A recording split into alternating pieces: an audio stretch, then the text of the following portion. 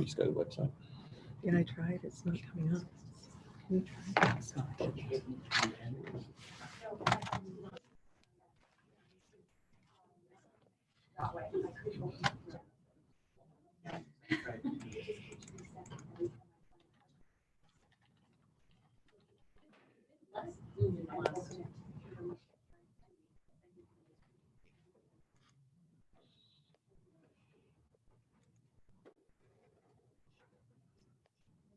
I Turn me know. back to this page. Yeah, I know. That's why I can't figure out.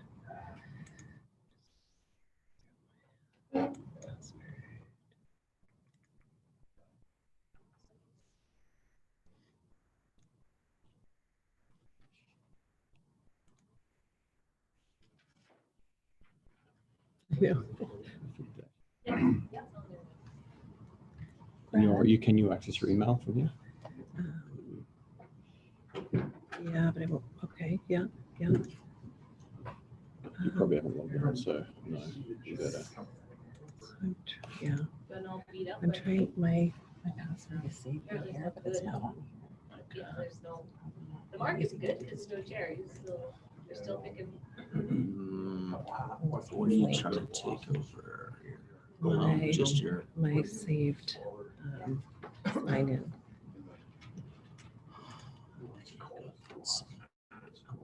Were you physically at Blossom? using Chrome. Yeah. And you're logged into Chrome. Here. Yeah. No, I think Jerry's.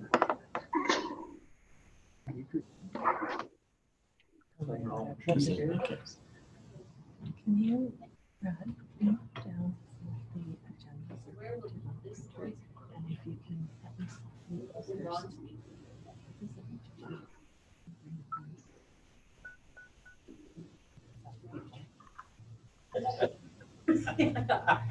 Okay. Thank you, Council. We're getting that. So if you're okay with proceeding for now, and then, okay.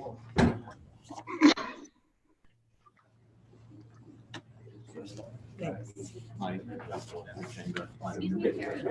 So when start speaking, where will his voice come from? From here, Just from yours? yes. And it will come up somewhere or just into? It will come into the room. You should be able to hear. Just want So, to make sure. Mayor Booth, can you turn on the mics, please? Yes. Thank you. Okay. All right, thank you. Good afternoon, everyone, and welcome to the regular afternoon council meeting of June 22nd. This meeting is being recorded live and is streaming on the District of Summerland YouTube channel using the Zoom platform. YouTube channel is youtube.com District of Summerland. All representations to council, written or verbal, will form part of the public record and be available to the public for viewing electronically or as a written record. Members of the public are encouraged to register their name and civic address in advance of the meeting for the public comment opportunity found under items 6 and 8. Email address is corporateofficer@summerland.ca. Those who have not registered in advance may call 250-404-4052 during the live meeting to be added to the speakers list. Corporate officer, is there any late items to introduce? Thank you, Madam Mayor. There is one late item that we'd like to add, and that would be going at the end of the agenda on electronic meetings and the new order from council. Thank you. So could I have someone bring forward approval of the amended agenda, please? Councillor Patton, Councillor Van Elfen, all in favor? And adoption of the minutes of the regular council meeting afternoon of June 8th, 2020. Councillor Holmes and Councillor Van Elfen, all in favor? Okay, so on to 5, delegations. 5.1, Chamber of Commerce, Budget and Municipal Contribution. Over to our CAO. Ron, the President of the Chamber of Commerce, and David Hull, the Executive Director of the Chamber, here to present council with an updated budget and council will ask any questions. So I'll hand over to Ron and David to take council through their delegation. Ron. Thank you, Anthony, and thank you to Mayor and Council. We appreciate what Council has done to this date. It's been a challenging time for many of our businesses out there, and we just got hit by some more items with regards to what's happening with the Labor Minister, where we could use a letter of support from Council. After the letter that we had sent in April asking Council to look at their budget and ways that we could help out some of our businesses that have been forced to shut down and are now trying to reopen or operating at limited amounts, we were asked to take a look at our budget. At our last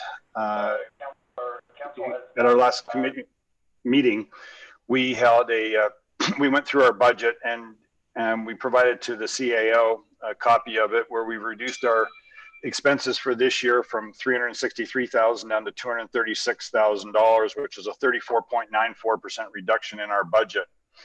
Part of that was due to some staffing costs. Part of that was due to events that are not going forward. As of right now, we have no events that we're allowed to do under the provincial mandate. We did mention it to our council liaison, Doug Holmes, that if it does open up where the province does allow us to go through with light up, then we would have to come back to council. We went through, and the amount that was under the municipal contract was $225,000, and we were able to reduce that by $25,000, which is an 11% reduction. If council decided that they wanted to leave that money with the chamber to support business, you've got a copy of my letter. I don't think I need to go over what we do and the $1 million plus paid in taxes and personal fees. We would use that for business development. Our executive director, David Hall, who's also on the call, is working with provincial and federal liaison. I've been in discussion with Dan Albus, who's been very good at getting money for some of our farmers that were shut out. He's been able to get some of them 50% of what they had requested when the federal government had only given 5% to Western Canada. We even were able to qualify in our business, so we really appreciated what Dan Albus did for us. The challenge is the province is currently not doing anything for any real businesses, so that makes it a challenge. So you see in there a reduced cost of the budget. Part of our cost, about $8,000, is the mortgage payment, mortgage interest, and then there's another $300 of municipal taxes. The property, as from the history that we have on it, was given to the chamber via the town. The town owns the land, the chamber owns the building, and we've been in discussion with the CAO on how to better sort that situation out. So there's money that's paid in mortgage payments to do that, but overall we had a reduction in the budget. In addition, we'd love to get a letter of support from council to the Labor Minister, Harry Baines. Currently, the province, we're going to have an $11,000 bill for severance at the chamber for employees that are not brought back by the end of June. And I'm sure the CAO and your staff is also against that situation in terms of the layoff.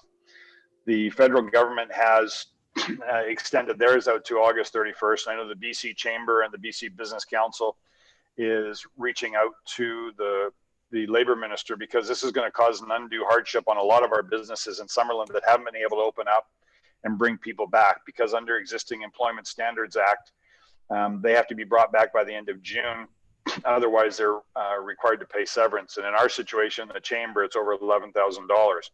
We have other businesses in the municipality. And so I've asked David to send a draft of a letter to the CAO that he can hopefully bring forward to council, that you would then send off to the Premier and the Labor Minister to support an extension of the Employment Standards Act until the end of August.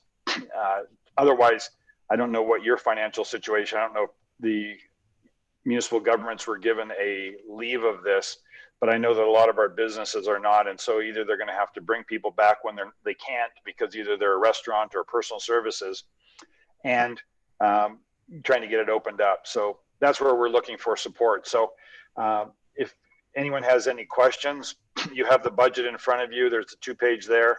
You got a copy of our letter in what we do. So we just thank you, David, and I thank you for the time to appear before you today. And we also thank you for the opportunity to work with the CAO, who's been very helpful in giving us guidance and wisdom, and meeting with some businesses that have had challenges due to council's schedule, whether it's for variances, electrical permits that are coming in 300 to 400% above what the bylaw calls for.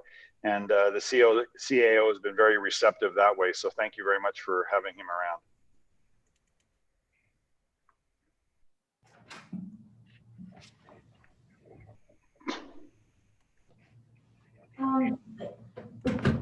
Ron, was David going to speak first, or would you like questions to be asked at this time? I think I covered it, David, but he's here on the technical part because he deals with the budget on a daily basis. We've now got the tourism, the visitor information booth is open, and he's been very sort of responsive to a lot of our businesses that are having challenges. And whenever they have challenges, he and I discuss it, and he does what he can. So if you want, we can, David can speak, or he can just be there to answer any of the technical questions. Okay, thank you. Council, questions of information? Well, I have a question. I just wanted, looking at the budget, and I understand that you're looking at a $25,000, I guess, contribution back to the district. Looking at the budget, you spoke briefly about the Festival of Lights. Yes.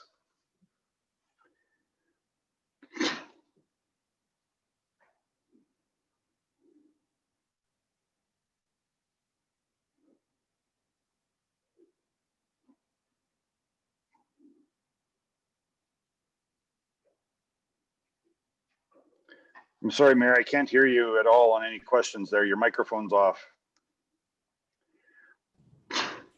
No, it's on.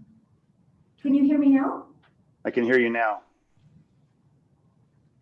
Oh, that's weird. Okay, I'm going to start over again. Sorry. So I'm talking about the Festival of Lights. If I understand what I see in front of me, the 2020 budget showed that you had 38,000 and 15,000, two separate line items. The first one being just Festival of Lights, and the second one showing district contribution. And then in May 11, you're lean. So I understand that means after you had made reductions to the budget. It shows 0 and 0 for those two line items. And given that there's a $25,000 contribution coming back to the district, I'm wondering where the 38 and 18 have gone. If you're not able to hold the Festival of Lights, and it's a fairly good chance, if not very good chance, that that won't happen. I'm wondering where that 38 and 15, I guess 15 is probably in time, but where the 38 comes from. The 38,000, Your Worship, was from sponsors. You'll see on the right-hand side there under notes, it says sponsors. Those were people like Remax that donated, I think it was $10,000, David, in terms of what went on. A lot of the other sponsors that did things, the district contributed an additional $15,000 last year in work services and cash. So we're not getting any sponsor revenue, obviously, because no one knows if it's going to go ahead. So that's why there's 0 there for both of those items. Okay, so thank you. That answers the sponsorship side. But I still have a question. If you are anticipating that this won't go ahead, the 15,000 that was a cash and at least some in-kind contribution last year, is that included in the 25,000, or what happened to that? No, that's not included. That was a special supplement last year, and so we've assumed that that's not going to be requested this year, and those services and the town staff that was used and other items like that will not be used. So that's why that item is not there. Okay, thank you. Councillor Holmes. Yeah, thank you.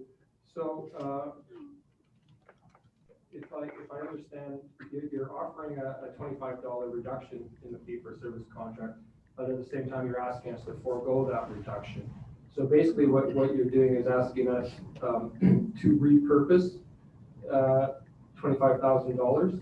That was something else, and to repurpose it for this plan. Is that correct? Thank you, Councillor Holmes. When we did the budget and we went back through, we feel that the business community in Summerland is more in touch or better suited in terms of dealing with a lot of the businesses, in terms of how they're reaching out to us in terms of promotional things. Our executive director, David Hall, has been very good with the new South Okanagan Tourism Association that we have that was just formed. There are other promotions that we're doing. And so we're asking that, we wanted to contribute back to the municipality. If the municipality decided that having a business organization that's in touch with businesses, focused on helping to build business, helping to get our businesses restarted, we would repurpose that money instead of giving it back. It would then it was already contracted for, but we thought we made the reduction. But if council wanted to have us do something, then we would come up with a definitive plan on how to repurpose that to just focus on Summerland and the businesses here to try and get people to do it. We know that there's going to be a lot of staycations this year. We also have businesses that are selling more within the province. We got people that are trying to get going.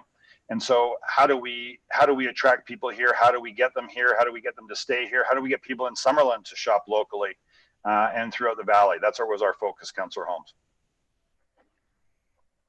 Okay, thank you.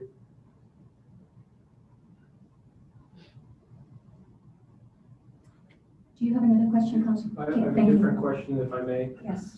So, in your letter, you talked about how business is shouldering unfair tax burden in terms of property tax. That's something council, we grapple with every year when we set our rates. What is a fair ratio, residential ratio? We always compare like-sized communities from around the interior and around the province. And normally we settle on something around the provincial average or just below the average. So that's that's kind of the way we do it. I think it might be worth something the chamber could have a discussion at the board table of what they might think would be a fair differential and bring it to council with reasons. I think one thing that's worth keeping in mind is that businesses can deduct their property taxes from their income tax, whereas homeowners can't.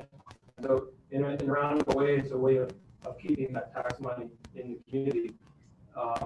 But my question is, and many businesses don't own their own properties, they're rent, especially the ones that are most hit by the COVID, that being downtown retailers, for example. So my question would be, how would we ensure that a building owner passes on any reduction in property taxes to the business owner? You understand what I'm saying? Can't hear you, Ron. Unmute. Unmute. You have to unmute. Thanks. Yeah, I wasn't muted. Councillor Holmes, I couldn't hear your question because we're breaking up the whole time. So could you please repeat that? It was completely broken up, freezing. Yeah, I was just saying, since many businesses don't own their own properties, they rent them, especially the ones that are most hit by COVID, like the downtown retailers, for example. So how do we ensure that the building owners, if we reduce the property taxes for businesses, how do we ensure those building owners pass on that reduction of tax to the actual tenant, the actual business owner? Well, having spent a career in real estate before retiring to the wine business, many of the tenants that are downstairs would have triple net leases, where they're responsible for the taxes. So the majority of the businesses in downtown Summerland would have the triple net leases where they're responsible for taxes, insurance, maintenance, utilities. So that's how that automatically gets passed along. For the other businesses, some of our larger employers in here that own their own properties, they're not going to have that issue. So in Summerland, when we take a look at it, the majority of the business community, over 50% owns their own facility. So that's, or their own property. The other ones, some of the ones in the industrial park that I've talked to are on triple net leases. So that tax reduction would go down there. And I understand that it's a council thing, having spent time on councils down on the island. Just because one municipality was charging 3 or 4 times as much for business versus residential doesn't mean that you should. And I think that, when you say, well, they can deduct the business, that's great. We have a lot of businesses that aren't making a profit, and the people that they employ are Summerland residents. So again, the question is, when you take a look at the taxes, we want, by a reduction or making it more equal, for the residences and spreading it out, there's a much larger tax base among residences than there are on the commercial, and we're paying twice the ratio. But those people all live here, or they work here, they employ people here, and some of them, as we've been talking to, are in in a situation where they're not making any money. There are some businesses that have left. There's some new businesses coming in. There's some businesses trying to expand. But there's just a whole series of costs that need to be looked at. There's a business in the industrial park that contacted me, and I contacted the CAO, and totally outside of your bylaw, the electrical permit came in at $13,000 when the property's right at the property line for a business wanting to expand. And there's nothing within your bylaw that says that it can be charged, but yet the electrical department is doing that. We have wineries and other businesses wanting to expand, and the electrical department has taken it upon themselves to charge a tax far in excess of what your bylaw allows. So I think that it would be a majority that would pass along the savings, because a small minority of businesses are not on the triple net. Most of them are triple net leases, or they own their own properties. I know it's a long-winded answer, but I apologize. Yes, thank you. I have a question for our Director of Finance, Dave. Could you tell us how much the district revenue has decreased this year due to people not paying their business licenses? Or what your anticipation is on that? Because of course that is used to help fund the chamber fee for service. Madam Mayor, I can tell you exactly what that number is right now, because we haven't looked at it probably over the last few weeks. Staff is going to be putting a report together for council, just kind of an update as to the assumptions that we made back in April and May, and where things are currently coming out. Without having that data in front of me, I really don't want to tell you a number that I could be wrong on. Okay. But there will be a report coming, like I say, hopefully to the July 13th. Okay, thank you.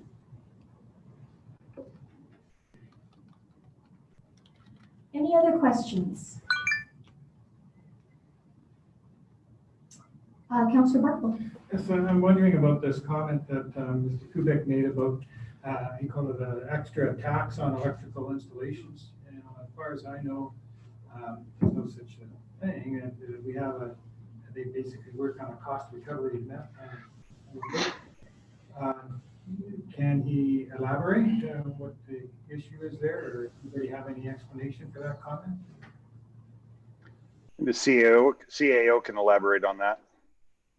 Yeah, through the chair, Madam Mayor. There's been a few examples over the last couple of months where we've had a couple of complaints from new service requests from some property owners, from some developers around the costs for electrical charges. So I'm working closely with our GM of electric utility over the past couple of weeks, looking at how those estimates are being put together. And as part of our review of the electrical bylaw, there's a fair amount of discussion we're going to have with council and community around how some of those fees get applied. So we're using our fees and charges bylaw the way it's applied right now. There is no intention to overcharge. Some of the cost estimates that are being put together are getting a response from the business community that asked us to have a look at our fees. So that's something that we certainly intend on bringing forward to council as part of the electrical bylaw review over the next couple of months.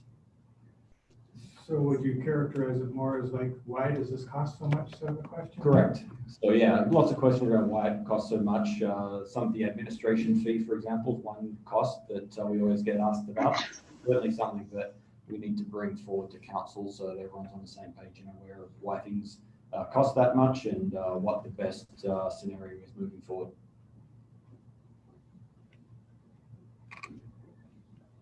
If I may answer Councillor Barkwell on that, there are instances where we had a winery vineyard looking to expand. The original quote was 16,000 and it came in at 41,000. We have a tenant or owner, pardon me, up in the industrial park. The two lines are right beside each other, about a meter apart, and the quote came in at $13,000 when it was estimated by an electrician at less than 4,000.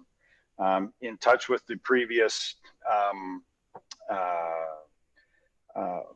manager, or well, not the previous manager, but a previous lineman who had worked at the district and had been done quotes for a long time, there's been a lot of concern about that. And the CAO has met with me and that gentleman, and we've talked about them. There's just a lot, there's interpretation around it. Mr. Cooper, if I could just interrupt for a moment. I think we need to get the discussion back on budget and municipal contribution. That is why you're here as a delegation today. And these particular instances, as was brought up at our development improvement process, that is the committee that that should come forward, not necessarily in a public meeting when we're talking about the budget and municipal contribution. So thank you. I think we'll move along and ask if there are any other questions of council. Okay, thank you then. So could I have somebody bring forward the resolution to receive this for information? Councillor Hutton, seconded by Councillor Holmes. All in favor? Thank you. Thank you very much for the opportunity to address you today. Thank you. Okay, moving along to item 6, which is the public comment opportunity. We have 15 minutes maximum in our agenda for this. People that have contacted our corporate officer or have phoned in to be on the speakers list are asked to limit your comments to 2 minutes and begin with your name and your address, please. I do have Marianne McDonald. Okay. So it's Marianne McDonald, 6505 McDonald Place. And my question is concerning 7.3. The statement of financial information for the year ending December 31st, 2019 does not include a cost for a chief administrative officer. So I was wondering what the cost for the CAO for the year 2019 was, and I recognize that there were three people that held that position, but I'm sure it could be broken down, and I would like to know what the cost is at some point. Thank you. So, Dave, that will come forward to Madam Mayor, the statement of financial information is very very precise on what gets disclosed in that report and what does not. The threshold for disclosing salary is $75,000 and greater. None of the CAOs were paid that amount of money in 2019, hence there is no disclosure for a CAO in 2019. And you're not required to disclose that? We're not required to disclose it. We can provide that information. It is public information. So yes. If Marianne would like to reach out to me and send me an email, I could provide that information. But it's not a required disclosure. Were you able to hear that reply, Marianne? I'm muted. Okay. First of all, I'm having trouble hearing both the mayor and also David was breaking up as well. But I think that he has answered part of my questions. So what I will do is contact him directly, I think, so that I have a direct phone line and not have it broken up. That makes it a little easier. Thank you. And that's exactly what he's asked you to do. So I appreciate that. Thank you. Corporate officer, have you received any other comments? None, Madam Mayor. All right. So we'll move on to. Good. Thank you. We'll move on to item 7, business items, starting with 7.1, temporary domestic agricultural farm worker housing related to COVID-19. And I will pass that over to our CAO. Okay, thank you, Madam Mayor. This report provides an opportunity for council and the community to be updated on the work currently underway by the Ministry of Agriculture and various health authorities with regards to considering potential locations and dealing with the temporary domestic agricultural workers within the South Okanagan. On the call today, we have Mark Raymond from the Ministry of Agriculture and Bryn White, who is a contractor working for the ministry, liaising with a number of municipalities in the South Okanagan on this issue. So I'll provide a bit of an overview of the report and then provide an opportunity for Mark to provide an update from the Ministry of Agriculture as well. So the province, working with municipalities throughout South Okanagan, are in the process of looking at how to partner and support agricultural associations, local governments, and regional districts to establish safe and sanitary accommodations for domestic migrant workers arriving in the Okanagan Summerland to work on farms. A steering committee was established with memberships from the BC Ministry of Agriculture, Tree Fruit, Cherry, Grape Grower Associations, Interior Health, the local and regional government staff to continue with the implementation of the Loose Bay campground down at in Oliver. And that's one example of a camp that's obviously been in place for a while. The regional district were able to achieve approximately $60,000 of additional funding for the continuation of that camp. So that's one example that the province have been looking at. We've also been looking at seeking additional funding for other municipalities within the region to look at potential opportunities for the setup and creation of camps or assistance to existing farmers enhance their operations in light of the pandemic and enhancing the procedures and protocols from a public health perspective.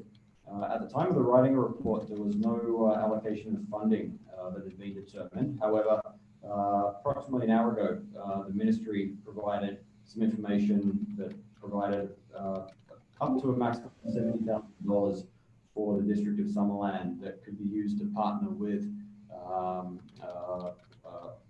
private farm operations for the municipality to look at partnering with the Ministry of Agriculture or the Ministry of Health for the creation of a camp in the community. So there is some funding available. The exact use of that is still to be determined. Staff have been working with the steering committee. They mentioned that it's been set up to oversee this issue over the last few weeks to identify a number of possible options to locate supportive accommodation hubs for these workers in the region.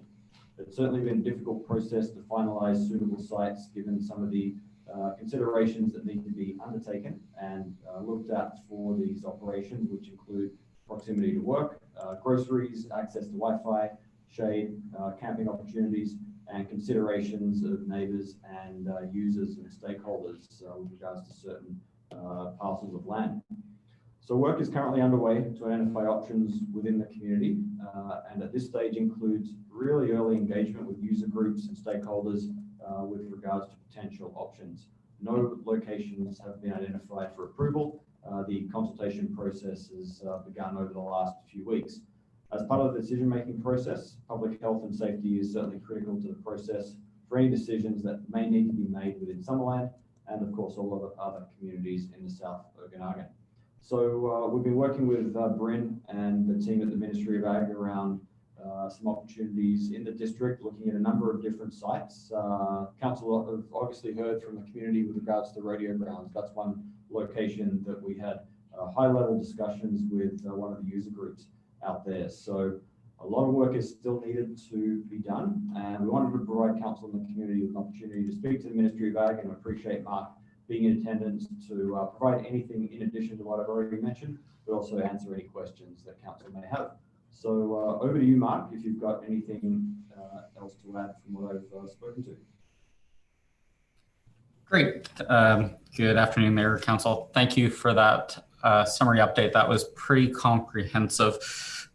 Things are moving fairly fast. Oh, well, maybe not as fast as we like on the file, but as was mentioned, we did just get funding approval to support a number of managed accommodations for the summer. And as was previously mentioned, we are still working on identifying potential sites, potential partners, and trying to put a process in place to figure out who we can be partnering with and working with to try and set up these accommodations to essentially, really look at protecting or supporting domestic worker health, the health of local communities, and for farmers as well. So Bryn White has been working tirelessly over the last 6 weeks with a number of local governments and partners trying to find potential sites and really just trying to start moving things forward. And the next step that we received was the funding approval this morning to support a number of sites. So we are providing funding, are working on funding agreements with Okanagan Similkameen for Loose Bay or Seacrest, as well as Central Kootenays for a couple sites in the Creston area, and continuing to see what we can do to provide greater capacity for other areas or other regions. So that's sort of the overarching piece. We're also working pretty closely with Interior Health as well as BZ Housing on developing isolation plans per se for the region and or for sites to make sure that those backup sort of health safeguards are in place in case there are any outbreaks, whether that is outbreaks or COVID outbreaks, whether that's on farm, on managed accommodations such as campsites such as Loose Bay, or even the one-offs such as road campers on the river, trying to make sure that we've got all those different scenarios planned out to support in the event that any of our domestic workers in the region do have any outbreaks. So, and maybe I'll leave it there, but open to answer any questions or any supports that I can provide. Councillor Van Elfen. Thank you, Madam Mayor. Can you hear me? Anybody? Mark, can you hear me? Yes. Thank you. When this all began with COVID-19, we were advised by health authorities and stuff not to meet or congregate in large groups. Now we want to put people all in one campsite. For years, what we've been doing, the agricultural community, as workers would camp a lot of times right where they're working. Is there not the ability to work with local farmers with food safe in mind? All farms have to have washroom facilities and hand washing stations. The only thing they would be lacking is a shower station. If smaller groups camped on farms, there'd be less chance of major outbreaks such as a large camp, and possibly working with Interior Health and the Ministry of Ag. Would that not be a better option? Just a question. Thanks. Definitely, that is a very good question. With the provincial health order that comes along with industrial camps, it also applies to on-site for farmers, so on-farm camping as well, which does have additional requirements to help with health and safety. And we have been working with our producer associations, so Fruit Growers Association, Cherry, Grape and Wine, to encourage the on-farm camping and making sure that we've got the supports for those farmers as well. So we have increased our funding for our on-farm food safety funding to help them with those additional requirements related to the provincial order. And as well, working with the BC Fruit Growers Association, Ag Safe, as well as our other industry partners to get a training program in place for both the workers as well as the farmers, specifically for fruit picking. So that is definitely one of the routes that we're definitely targeting and trying to encourage. I think the managed accommodation side was more to try and coordinate some of the road camping that occurs. I think we've got the processes in place for the on-farm camping as far as registration, online registration from producers, as well as on-farm inspection from the province to make sure that those setups are in place. But it was really more looking to try and sort of coordinate that road camping and trying to make sure that there's supports in the communities to try and, reduce any health sort of impacts that might result from that unmanaged camping. Thank you. Councillor Holmes and then Councillor Carlson. Yeah, thank you. Last week at the RUS, we heard Moose Bay is expecting about 150 campers this year, which is about half of what they normally get. And anecdotally, in the South Okanagan, we've heard that there's a lot less temporary domestic workers there, and tourism expected to be the same here.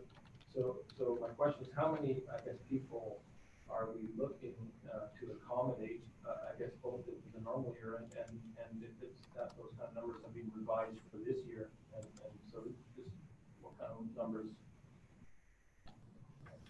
Right. So I wouldn't say that we've got a solid handle on exact numbers. We typically expect approximately 1,500 to 2,000 sort of domestic migrant workers, with approximately a quarter of those being housed on farm.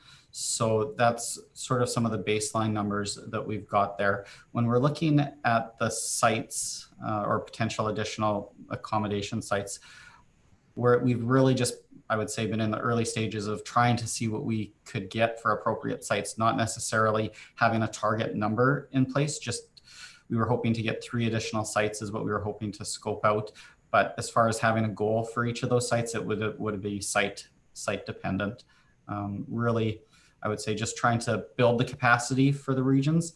I wouldn't say that we've got a goal site in mind or goal target number in mind, but yeah, fully appreciate, the industry or industry associations saying that there are lower numbers for the season. Councillor Carlson. Hi there, Mark. Thanks for joining us today. This issue is something that we've been talking about for a long time here in Summerland, and it's unfortunate that it took a pandemic for it to come to the forefront and for growers to have to deal with what has been a long-standing challenge. Full disclosure, I grow cherries. We have 3. Normally we have 1 camp. This year we have had to split it into 3 camps. We don't anticipate needing any camp outside of what we provide. That has cost years of planning and thousands of dollars and many hours.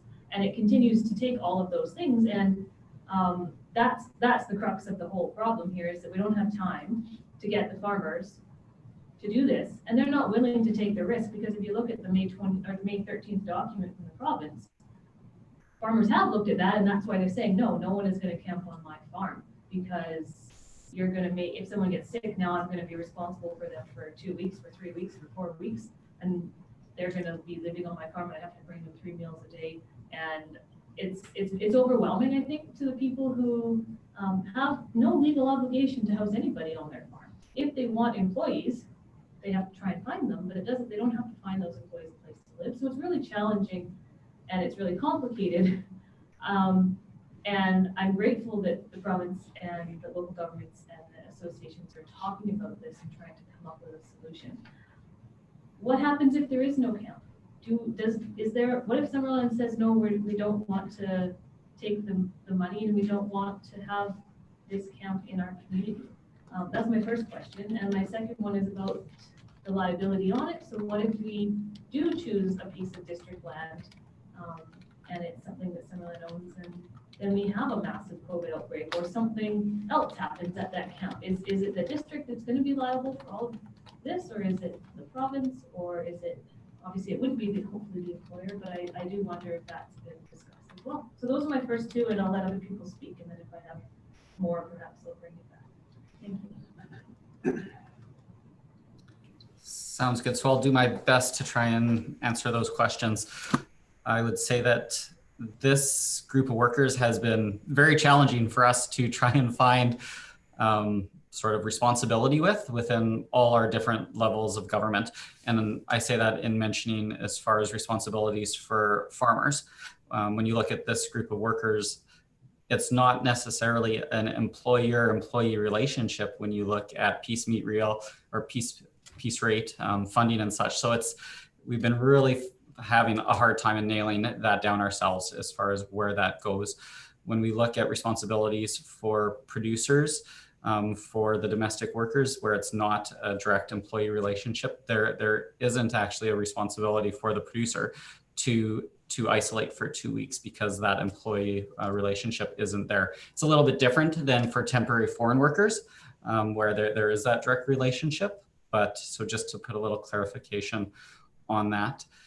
As far as trying to find appropriate sites, and if we are not able to find an appropriate site, or if a local government isn't willing to partner with us, that's where we're looking at that sort of broader list that Bryn White had been working on to go to the next. I know we've only got 6 sites potentially identified so far, so we'd be looking to sort of go down the list on each of those to see where we can find a local government partner to work with.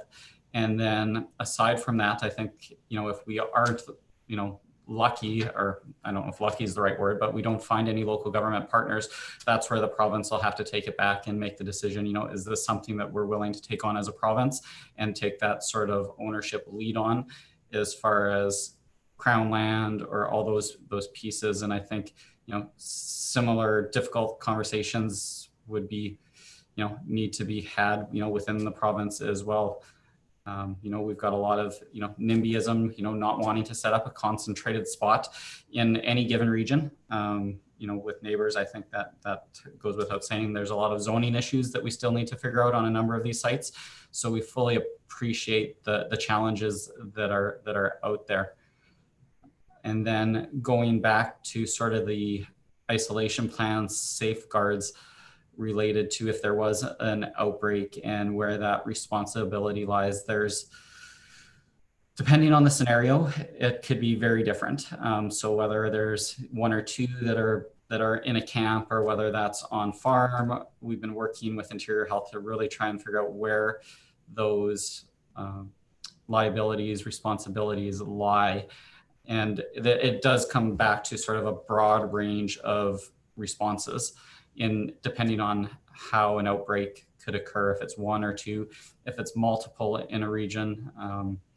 I think we're getting a handle as far as, if it's 1 or 2 in a camp and, working with BC Housing and having some accommodated sites, or even setting up part of a camp per se as an isolation site. But when it gets into the broader outbreak piece, that's really where Interior Health comes in, and it's sort of their authority, responsibility to essentially find a quarantine site, and they would likely move into their legislative powers within any given region for whether that's a local government or somebody to set up a site. But we haven't, and that's quarantine site per se, not the accommodated camping site, but we haven't gotten to that sort of level of detail as far as Interior Health prescribing certain sites that could work in regions. We haven't quite got there yet.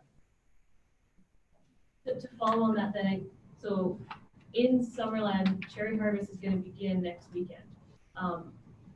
And so I just wonder, if we're not there yet, we're just going to get there when we get there, or is it we're going to see who shows up to start? So when we look at quarantine sites per se and having that backup plan in place, Interior Health really deals with that on a one case-by-case basis, and they have a team of inspectors that go on and do that assessment and make that decision of where a quarantine site might be best placed or how to manage that.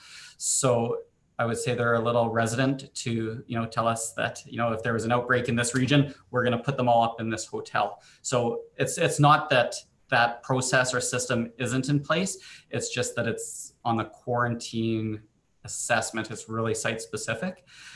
But perhaps in relation to your comment as far as setting up the accommodation sites, we fully appreciate that we're really under the gun on getting that. Bryn's done a lot of great work with the local governments on assessing potential sites, but like I mentioned earlier, fully appreciate that there's a lot of community pushback in different regions. We still have pieces to go through on zoning and making sure that's in place, but we are hoping to get past that first hurdle of getting the funding in place to even move some of these conversations forward, which we have gotten now.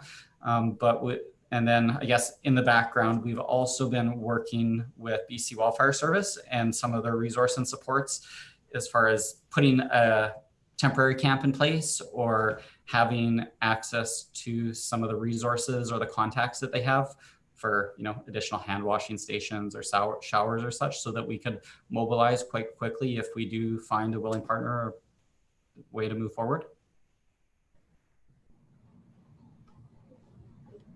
For now, okay. Councillor Trainer. Hi, Mark. Can you hear me okay? I can, yes. With regards to these camps, do you see them as voluntary? Like, how do we, when the people arrive here, how do you guys, I guess, get them to the camp? Is it mandated? Can they volunteer to go? How does that work? No, at this point, it would be all volunteer to get them to go. We are looking at making sure that they've got or have taken the required training through AgSafe, WorkSafe BC, or the BC Tree Fruit Growers Association, so that they've got some level of understanding in regards to their roles, responsibilities, and how they should be acting in a safe manner, how they should be reporting or contacting 811 or local health authorities, or even their employers or potential employers if they have symptoms. So we are looking at trying to make sure they've got the education and training available and required to go into these managed accommodations. But at this point, it would be voluntary. Okay, so I guess in theory, then we could set up a camp, and not that many people. They might not choose to come. They could continue to do their rural camping as they've done before. Definitely, I would say it's probably more of the if you build it, they will come approach or model. But that being said, we are also looking at increased sort of compliance enforcement on some of the provincial crown land to make sure that there isn't large congregations of rogue camping per se, to try and encourage people into some of the managed accommodations where some of the health protocols would be followed stricter, likely. Okay, thank you. Thank you. Councillor Patton and then Councillor Van Elfen. Thank you, Madam Mayor. Mark, can you hear me? I can, yes. Thank you. I just have one question, and it was something that you just briefly spoke about, and that is road campers. Whose responsibility will it be to monitor road campers? Yeah, I wouldn't say that I've got a great answer for that one. I think from our provincial side, on our provincial crown, we are looking to step that up. But it could also be working with IHA and inspections from that broader side. But I wouldn't say that I'm aware of any active conversations as far as inspection enforcement plans on road camping at this point. Thank you so much.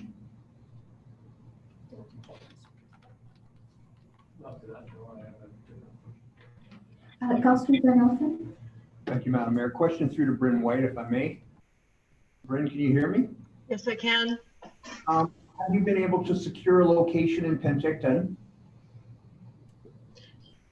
So the places that we were looking at in terms of a regional plan were trying to focus on spots that were very, very close to the work, and where we were having conversations with community partners to kind of see where there were concentrations historically of illegal camping, and so where the needs were. We were really looking to deploy those needs in places where they were coming up historically. So we were looking in the Similkameen, the Osoyoos area, Naramata, and Summerland sort of came up as places where there may have been some need, and that again may have changed this year, just given that we have less backpackers and the seems like we have less folks that are coming from across Canada to work, and maybe the crops themselves, and there may be some changes happening from minute to minute that we need to pay attention to. So we didn't look at Penticton specifically, but there are services in Penticton that we may need to draw from, for example, for isolation and or quarantine. Thank you. Councillor Holmes? Yeah, thank you. I understand that this isn't a new issue, and we need to find some sort of long-term solution. But if we're talking about this short-term for this year to deal with the pandemic, if Moose Bay isn't a campground specifically for agricultural workers, it's a campground. Anybody can go there and camp, and that's my understanding. There are people who do that. We have a municipal campground here in Summerland. I know some agricultural workers stay there, but I imagine for most it's too expensive for them to stay there. So my question is, would we be able to use some of that provincial money to lower our fees, to compensate the campground operator for their lost income by lowering those fees for temporary agricultural work? Our CAO will speak to that. Yes, through the chair, Madam Mayor, that's certainly a discussion we would definitely want to have with the ministry. We have the campground that exists, and in the past there's been some of the workers have used that campground. It is fairly busy this year, as you can imagine, so that'll be one of the discussions that we're going to have. But I think it's a great use of those funds, potentially, given the infrastructure is set up there at that campground. So we certainly will take that advice, and as the discussions continue, look at what the options are for that location.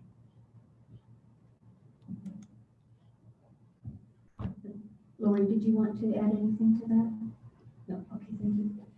Councillor Carlson and then Councillor Barkle.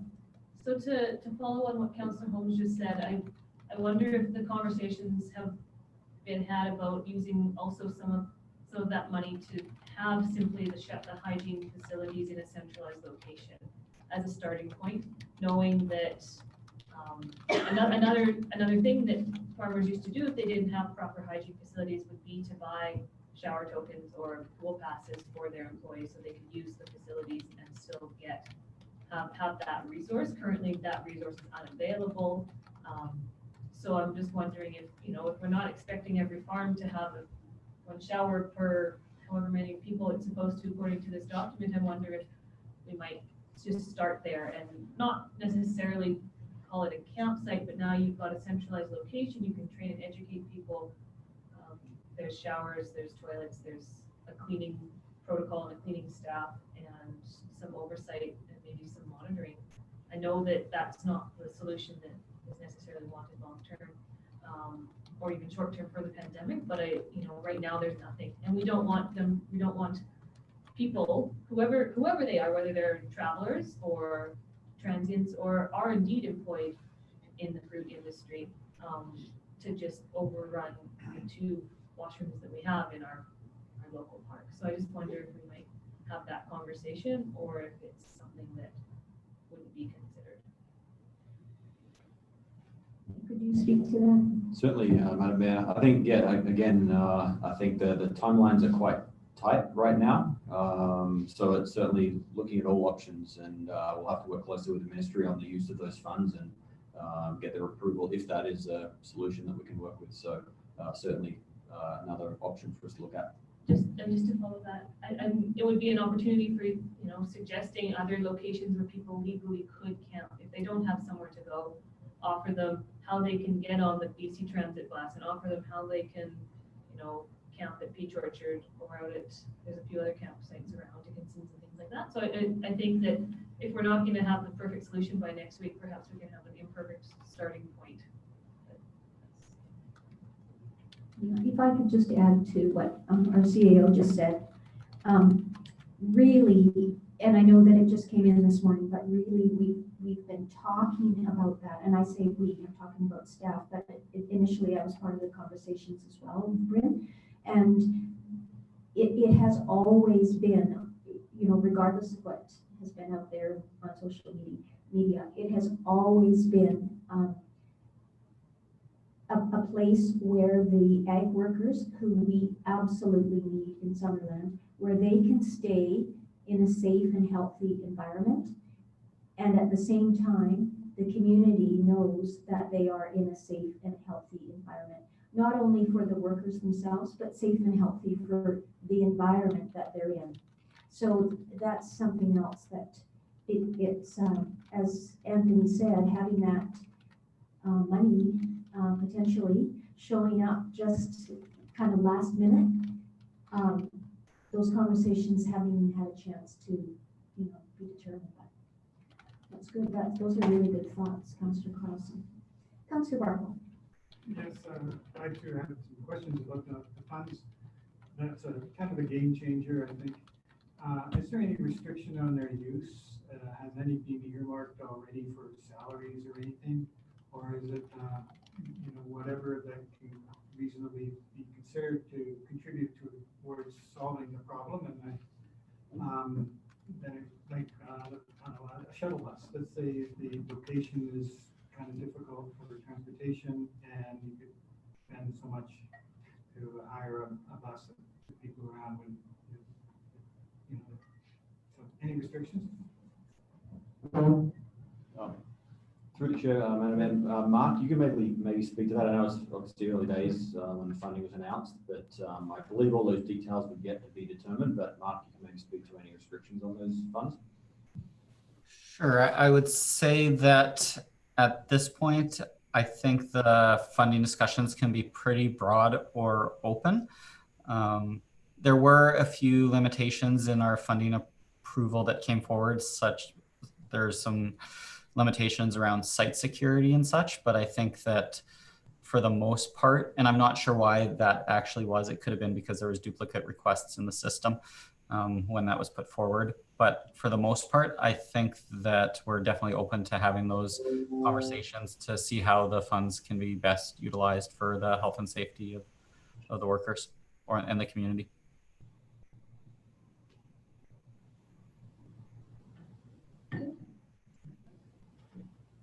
Anyone else have questions?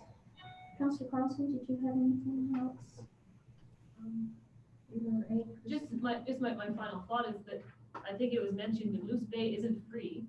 And so if someone, you know, if someone wanted to come and use this facility, it doesn't necessarily mean that it's just a free-for-all and everyone's, you know, you can come and have a 2-hour shower. I think that these things are quite,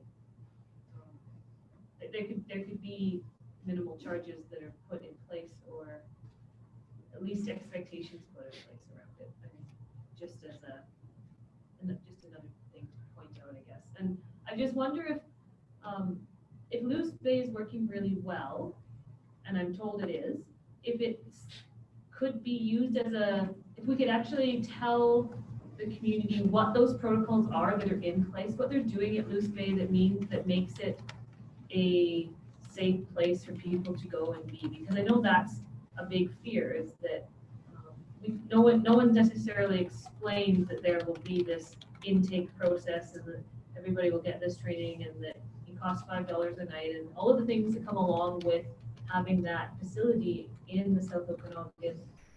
If they would be similar things in place for a different facility, if we do get to the point where we find that location, making sure that that's on the table at the same time as talking about whether it's going to go ahead or not, because it's not just going to be a big place and people can go hard, and that's what the expectation of some of the neighbors is. So I just put that out there carefully.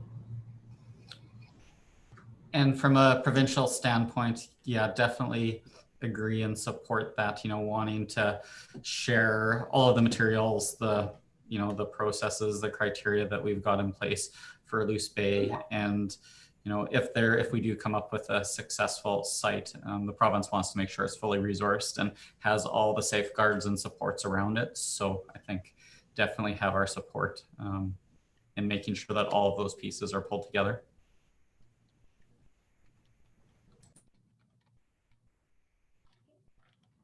Any other questions of our delegation? Councillor Van Otten. Thank you. Has there been any money offered to farmers directly to set up their own facility on a smaller scale?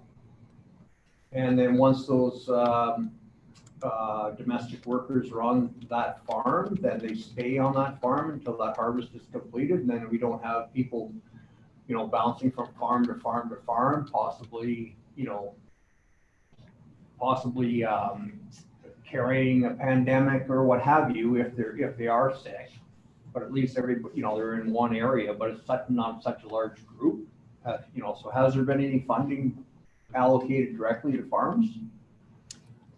Yeah, so I would say definitely the province has its on-farm food safety program, which has been ongoing and available to farmers. We've topped that funding up for this year to make sure that there is funds available. And we've also got a request into central government for more funds to go for those on-farm, on-site supports. But fully appreciating that, you know, it is the nature of the domestic migrant workers to move from farm to farm to farm as the season progresses and such. So, but yeah, trying to cover it from both sides as well. Thank you. So, sorry, it's not a council topic on this one, but the fund that you just spoke of, we applied more than 3 weeks ago, and there was no funding available for the farmers to actually. It was all tapped out at that point in time, and we've heard nothing since. And so I would suggest that there's a problem with the funding model. If you're asking the farmers to go through that process and to fill in the multiple forms and then wait to see if there's anything left, there, you know, it's for masks and gloves and sanitizer and all the things that we now have to have for COVID. But no, that fund does not exist, and I don't know anyone that's received funds from that fund. So that's just more of a person. Okay, I will follow up on the status of that for sure. I just wanted to bring forward one thing. On Friday, I attended a virtual town hall. It was about tourism.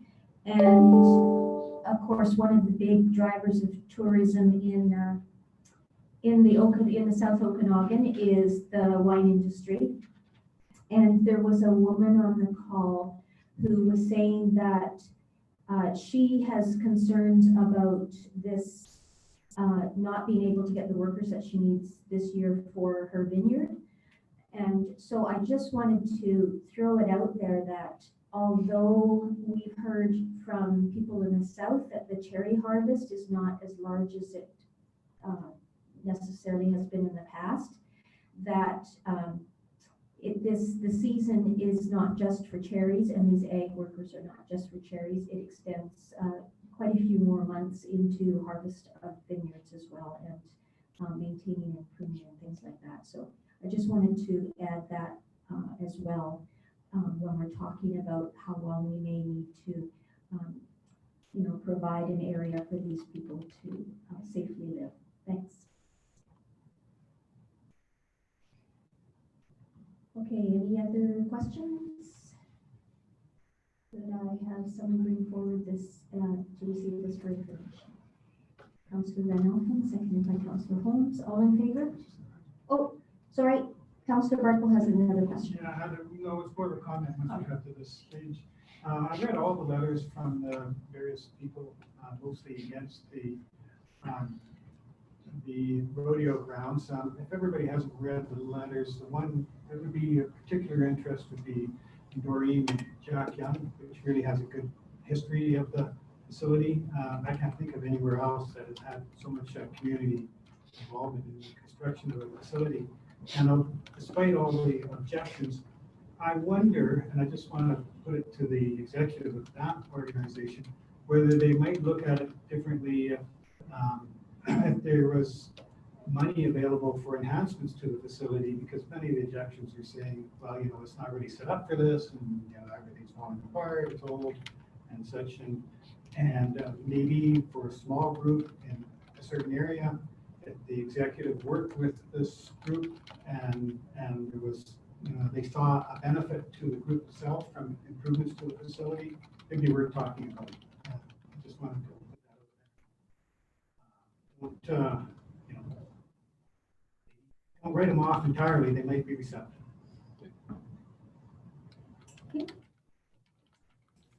Okay, so we're ready to call a question then. All in favor? Thank you.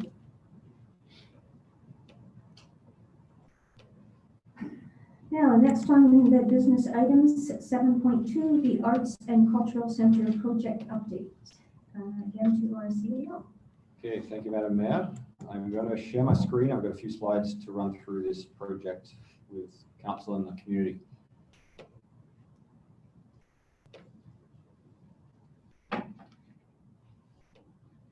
Okay, just confirming, is that visible on everyone's screen? Perfect. So I want to provide an opportunity to update council and the community on the Arts and Culture Centre project that it's been underway for a little while over the last few years, looking at the opportunities to reinvest in that site in a key location in the downtown of Summerland. The property is located on the corner of Water Street and Prairie Valley Road, owned by the District of Summerland. You can see they're highlighted in red with the building in the dashed area that is subject to the Phase 1 renovation plans. A bit of background, the identification of the need for investment in this space was identified as part of the 2016 cultural plan. And you can see there one of the key action items or strategic directions looked at providing enhancements to public spaces and cultural spaces. Action number 3 led to the creation of this project over the last few years. The subject property, in a bit more detail, you can see the longer term vision for this property based on some concepts that were put together as part of the federal grant application, looked at enhancements to the building, but also looked at future expansion or amenity upgrades to the space around the building, which are obviously subject to a future discussion. The Phase 1 plans that are in front of council for discussion look at a more modest investment in this building compared to some of the previous work that was put in place to look at a larger renovation and beautification of this building, tying it to a federal grant that was submitted over the last year or so. Unfortunately, earlier in the year, we found out that that grant application was not successful, and that grant application looked at a renovation plan of approximately $1.3 million. So we've looked at working with the Art Council, looking at revising that budget based on the available funds, the funds that the district has allocated, and the funds that have been achieved by the Arts Council over the last year or so. So this phase looks at, the first phase of the project looks at really enhancing the existing infrastructure within the building, setting it up for future investment into the future. The first phase looks at the art gallery and Art Council moving from the upper level to the lower level of the space, and creation of a multi-purpose space on the upper level, which is intended to be used by the Arts Council and also other groups in the community, including district for its programming. The building itself is in good structural condition. However, there's a number of deficiencies which need to be looked at in this first phase to set it up for success into the future. Building code deficiencies, exterior upgrades to accessibility on the main entry, looking at improving accessibility for all into the space, improving signage, wayfinding for the building and user groups. The interior upgrades focus on accessibility, as I've said, looking at upgrading the washroom facilities within the building. And as I've outlined in the report, we do have some specific funding from the Rick Hansen Foundation that is to be allocated for accessibility improvements to the public washrooms in that space. Interior upgrades, life safety upgrades, functional upgrades, as we've outlined in the report, provide for the provision of new administration offices in the northeast corner of the building and modifying the storage room on the main floor. And I'll run through the images shortly as well. The mechanical upgrades contained within the first phase proposal look at updating a lot of the infrastructure within the building to improve it from a life safety point of view, from a public health point of view, and user group point of view within the building itself.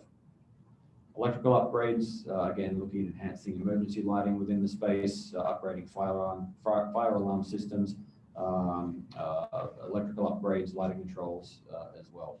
So in the council report, we provide all the details in terms of what could be included within the first phase, again, setting the building up for future success and subsequent phases. Just to run through the illustrations or the images, the design work that has been completed so far. This shows the existing lower level, showing the configuration that exists today.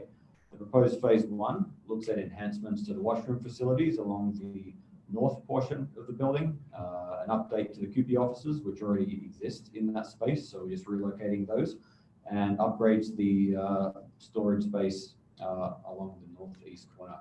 There's a new office, an admin and box office area that would be there to accommodate the Arts Council and provide for enhanced service for the art gallery space, which is now proposed to be on the lower level. Some of the main enhancements to the accessibility or the front of the building along Wharton Street include a new ramp from Wharton Street down to a lower courtyard area that provides better access and direct access from an accessibility point of view to the lower level of the building. Upstairs, this floor plan shows the existing upper level. The proposal for phase 1 for the upper level looks at enhancing the staff room area for the multi-purpose space, which is now intended to be created upstairs, enhancing storage spaces, and really looking at increasing the usability of that space, providing as much flexibility in the design of that space now that the Arts Council will be in the lower level of the building. In the future, just so council and the community can see what the intention is long term, further accessibility upgrades, should there be further funding available, looking at new elevator and new main entry enhancements, and gift shop at the front of the building or the east side of the building. And on the upper level, you can see some of the enhancements to the entry of that multi-purpose space, and looking at a variety of different configurations of how that space could be used for concert settings, for weddings, events, and really looking at enhancing it for a variety of user groups in the community. Cost estimates for the project from a mechanical and electrical upgrade side of things range between $130,000 and $200,000. Architectural upgrades range between $150,000 and $250,000.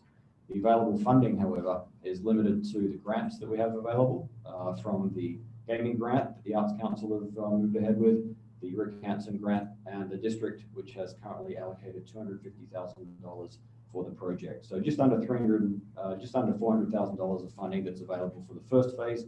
Should the project move ahead, it will be important to make sure that those funds are used in the most efficient way as possible for the first phase of the project. In terms of a timeline, May 12th, we presented the updated concept plans to the Arts Council. June 9th, reiterated that with the architect who's on the line, and I'll introduce Carl in a second. And then today's council meeting looking for some direction to support moving ahead with this project, which if council support moving it ahead, detailed design would then be undertaken working with the Arts Council, the user groups, and bringing that back to council before moving ahead with construction. One of the other components of this process also involves the work that has been underway with the Arts Council over the last year or so, looking at updating the management framework. Council provided some direction in November of last year, providing direction for staff to complete a 5-year work or management framework with the Arts Council, looking at a shared management framework. So should council support moving the project forward, we'll be sitting down with the Arts Council, looking at long-term partnership opportunities, looking around tenancy and user group agreements to make sure it's as efficient as possible and to the satisfaction of council. So the staff recommendation is to have council support for the first phase of the project, and that prior to awarding of any of the construction of the project, we'll be bringing back the finalized scope of the work to council for approval, and also the management agreement. Thank you, Madam Mayor. Thank you. Did you want to introduce Mr. Meiklejohn now, or? I will. Thank you. I should have introduced him at the start, but Cal's been working on the project over the last year or so, working with the Arts Council and the district staff on the concept. So Cal's here to answer any technical questions on the renovations and the status of the building, if council have any questions.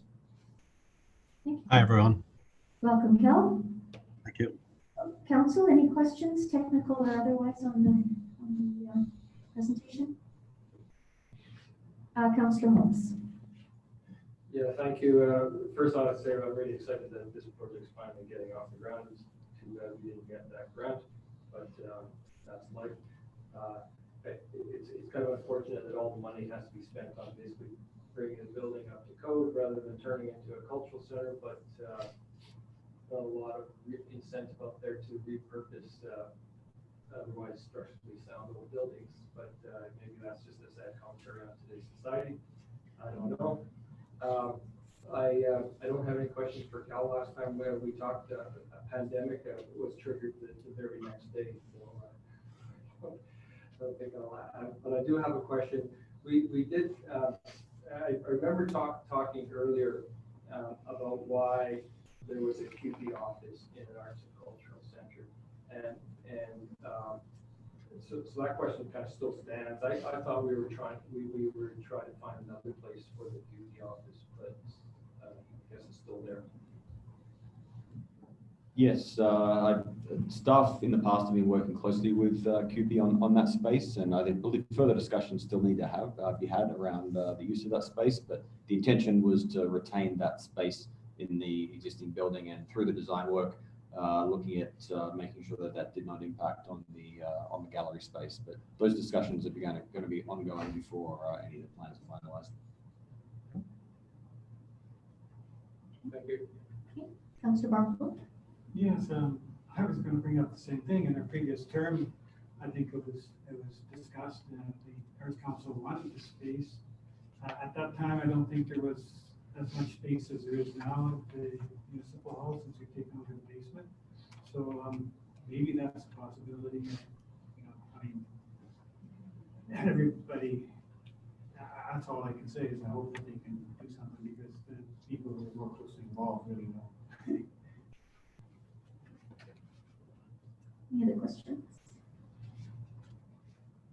Okay. Could I have someone bring forward the motion? Councillor Patton, could I ask you to just read it, please? Absolutely. Thank you. It's also on the screen.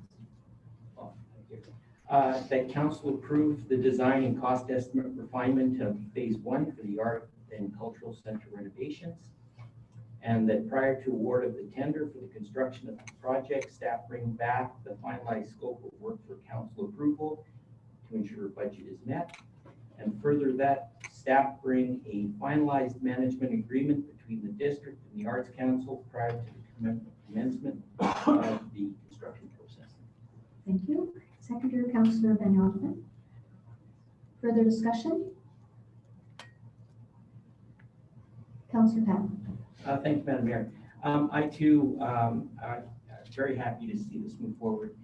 It wasn't that long ago that we did make a commitment to the Arts and Cultural Council at the time that they did have Art Council support in ensuring that that they move forward, and that we did have their back, so to speak.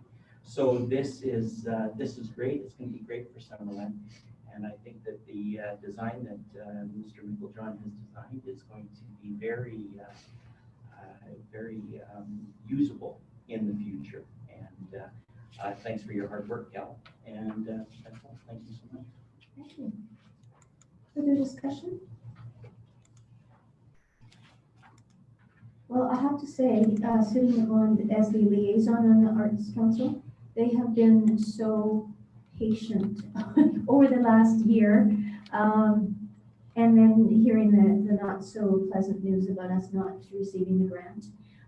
And again, I'd like to thank you, Mr. Meiklejohn and Anthony Headed, for carrying on with this, although you know, it's kind of like a underground infrastructure kind of conversation. It's a lot more fun to do the so-called sexy things, and people don't think so much about the underground infrastructure and how critical that is.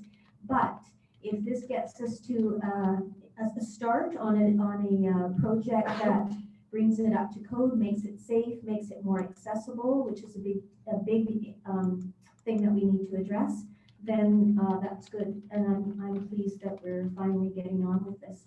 I do have one question about with the recommendation. It talks about finalized management agreement before the construction process begins. And I know that the work has to be done in terms of the estimate and all of that first. I'm wondering if those two things that need to be done are aligned time-wise, or if there will be a delay in one or the other. Through Chair, Madam Mayor, I think I've had a discussion with I believe it's the Director of the Arts Council, and I think we've got an opportunity over the next few weeks, 4 to 8 weeks before this comes back in front of Council to have those decisions. I think the reason we recommended that is that prior to the expense of the majority of that $380,000-$400,000, we have that agreement back in front of Council, and Council are confident in how that space is going to be used. And that's why we brought it forward. And I think we're going to have to work hard with the Arts Council, but they're certainly aware of the direction we got from Council around the shared nature of the space. And again, there'll be obviously a key and the majority tenant of that space, but making sure it's available for other user groups will be an important part of the discussion that we'll have to move forward with over the next few weeks. Thank you very much. One of the things that I think it was Councillor Holmes was mentioning is that, you know, repurposing a building, especially one that has the ability to have space for multi-use, is really important. And so I think that a management agreement, I can't see that there would be an issue with that. And we know that the council is good partners in that. The Arts Council is a good partner in that. And I think that you can probably attest to that now. Yes. Patton? Yes. So thank you. Is there any further discussion before I call the question? Okay, all those in favor? And none opposed. Thank you. What we've all been waiting for now, more financial information. 7.3, 2019 Statement of Financial Information, and I will pass this straight off to Dave Spedrich.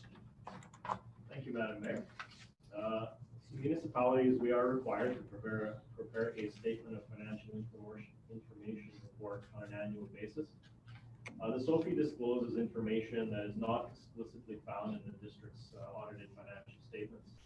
The information includes a schedule of remuneration and expenses for employees whose gross salaries exceed $75,000, as was discussed earlier, a schedule of goods and services, and a schedule of severance agreements.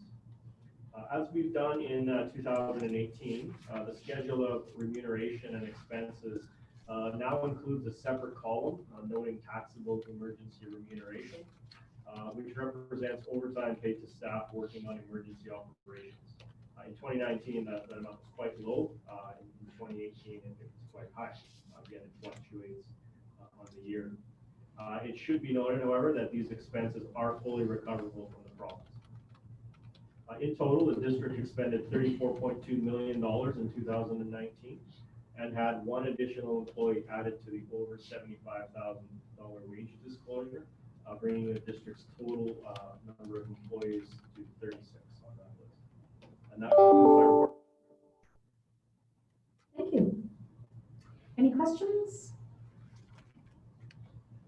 You've all seen this before?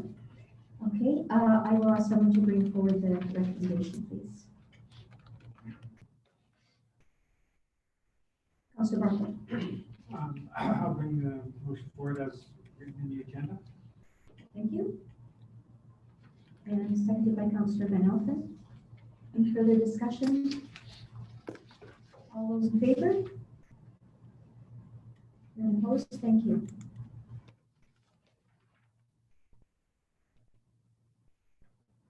Seven point four is the financial plan 2020 to 2024. The amendment related to COVID-19. And again, I will pass this on to Mr. Savage. Thank you, Madam Mayor.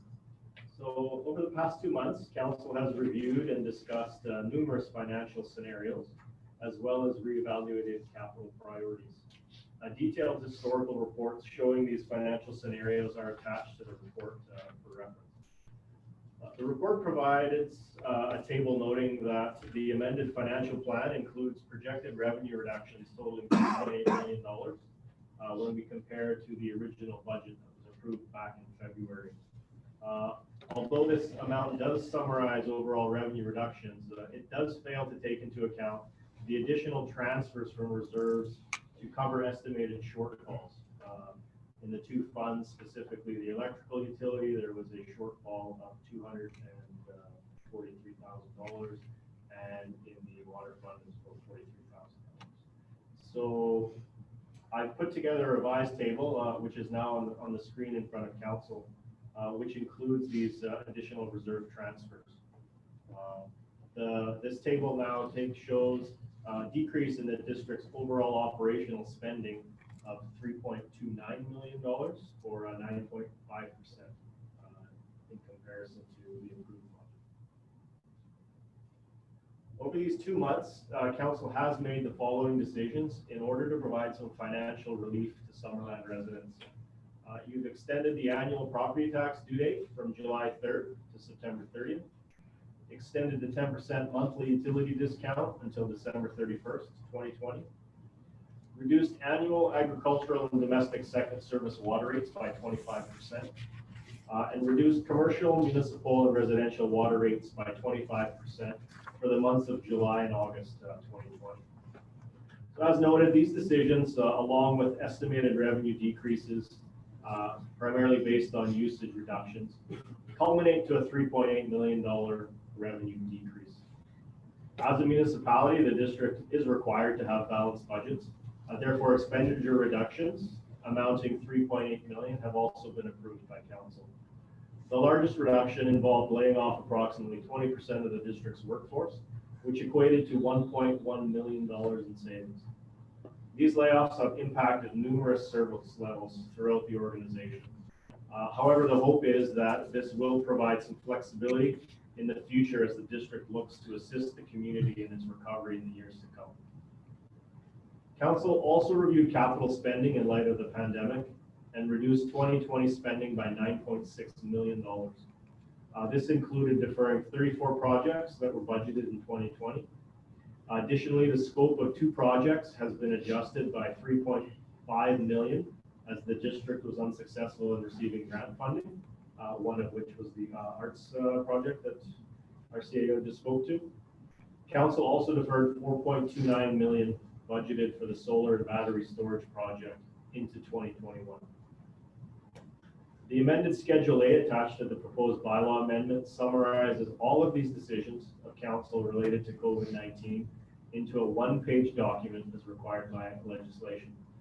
This schedule consolidates all revenues, both operational and capital, and does not segregate.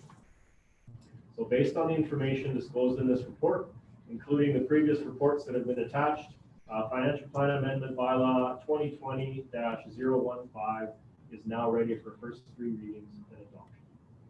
Thank you, Madam Mayor. Thank you. So before we look at getting the motion on the floor, are there questions of our Director of Finance? Councillor Barkwood?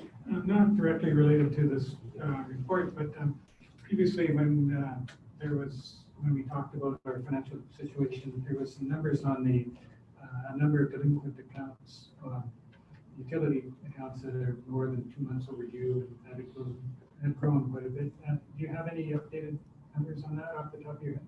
I do, Councillor Barkwell. We looked at that just the other day, and our delinquent accounts are up by 345%.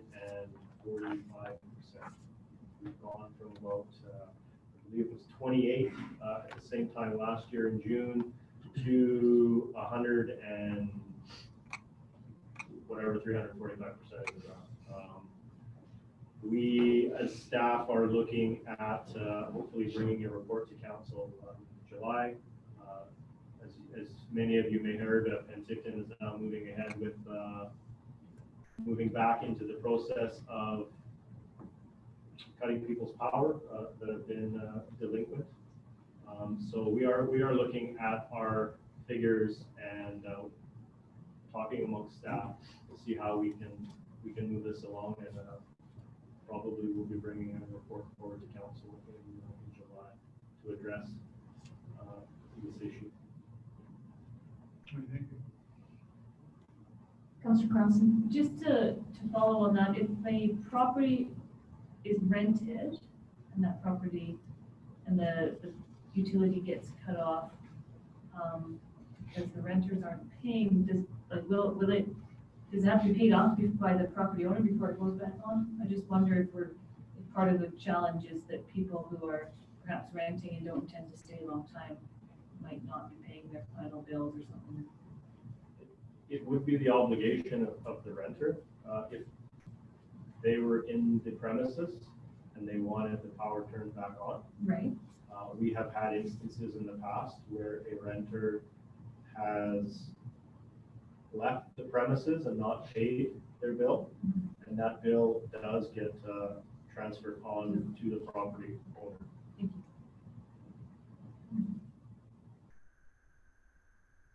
Any other questions, Councillor Fennell? Thank you, Madam Mayor.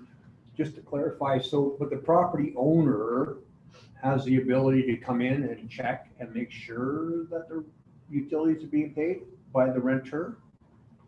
The district does send letters to both the renter and the landlord when accounts get into a delinquent status. So the landlords are notified. Thank you.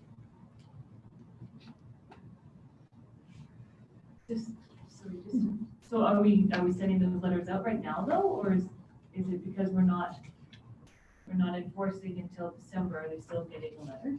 Oh, sorry, I guess we're not enforcing it. It's there's no penalty until December. But if it's delinquent, do they still get their letter this month? In the early stages of COVID, the district, we did discontinue sending the rent notices. Just due to the hardship that some residents were facing. We have softened the letter a little bit, and we are now sending those out.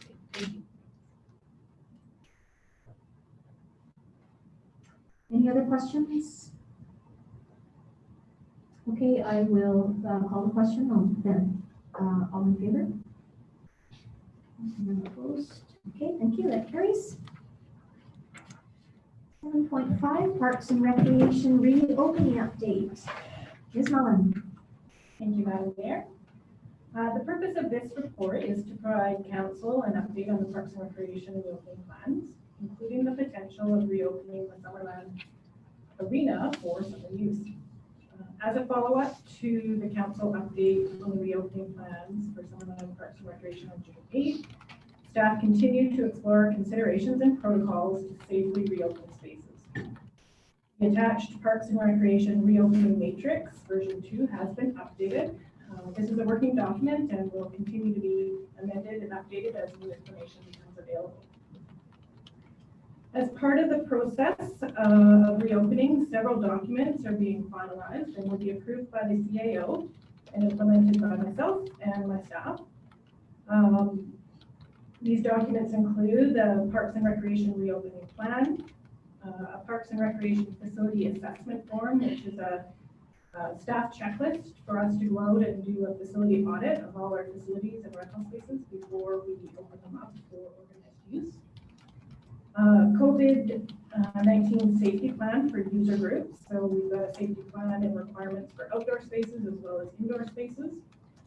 We're also developing facility guidelines, so site-specific plans of what user groups must follow.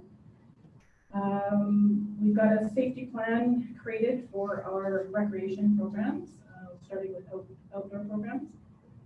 And we're in the process of developing safety plans for the Summerland Arena and the Summerland Aquatic and Fitness Center. So staff have had to delay the reopening of the spray park because of our lake level. So we're hoping to have that open in the next couple of weeks, depending on what the lake does. The farmers market has all their documents in place, and their COVID-19 plan has been approved by Interior Health. So they're ready to go for June 28th in the arena parking lot. The Art Center opened today, and the museum is slated to open later this week. In order to prepare for the introduction of organized activities in our outdoor spaces, which was a goal for the summer, staff have updated rental agreement terms and conditions, as well as participant informed consents for summer programs. As mentioned, we'll inspect our outdoor spaces utilizing the facility assessment form. We will be distributing the District of Summerland COVID safety plan for user groups of outdoor spaces and for recreation programs. And we will ensure that all user groups have a COVID safety plan specific to their activities being conducted in our parks, which must align with the directives of the Provincial Health Office, local authorities, and regulators. The sports groups plans must align with their provincial sport organization and via sport guidelines.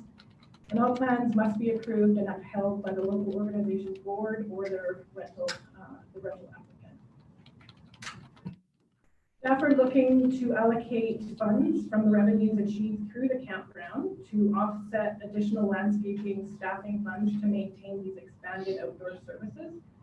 These additions include more activities in the park, such as the spray park opening, organized pickleball play, the reactivation of the horseshoe club, the potential for equestrian activities at the rodeo grounds, organized sports in our sports fields, small events under 50 people in parks, as well as the recreation programs, which will be held in our parks. We're also considering sports fields and potentially, right now, as far as the requests for sports fields, it's really been the adult slow pitch league that has been requesting to reactivate their spring league to happen in the summer. We haven't had much request for sports fields. We haven't heard from minor baseball, hasn't reached out. Soccer is not sure yet. Girls fast pitch, I don't believe will be operating this summer.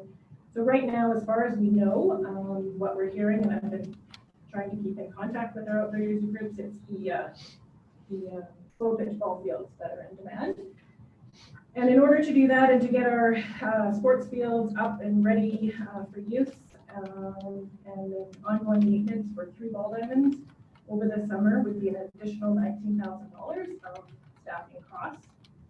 So staff are meeting tomorrow to look at those costs in more detail, and we'll provide council with more information on that later this week. We have received an overwhelming amount of interest in the Summerland Arena ice bookings for this year. And so we've been doing some cost analysis around that to open it for the summer months.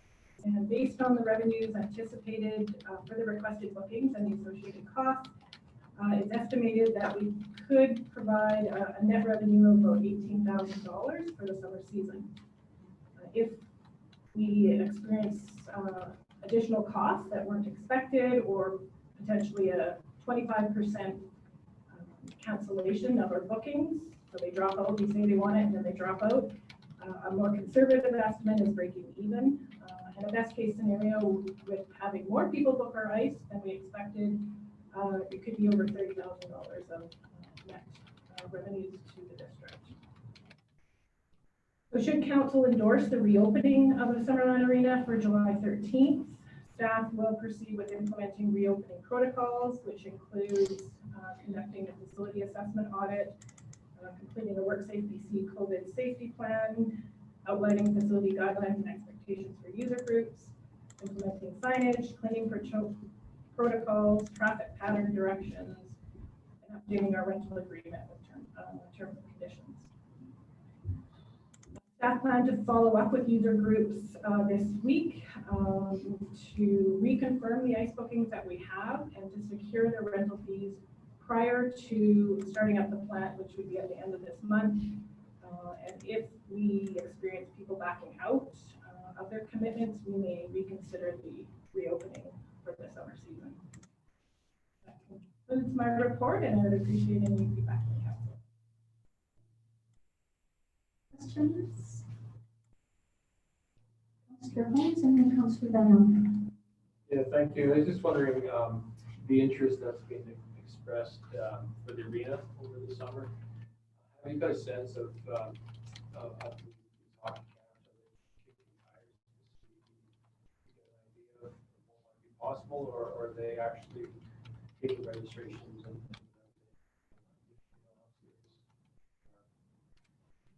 and my understanding is they're quite serious and very much interested in our ice. Most of the groups are returning groups, so they're the groups that we've had every year.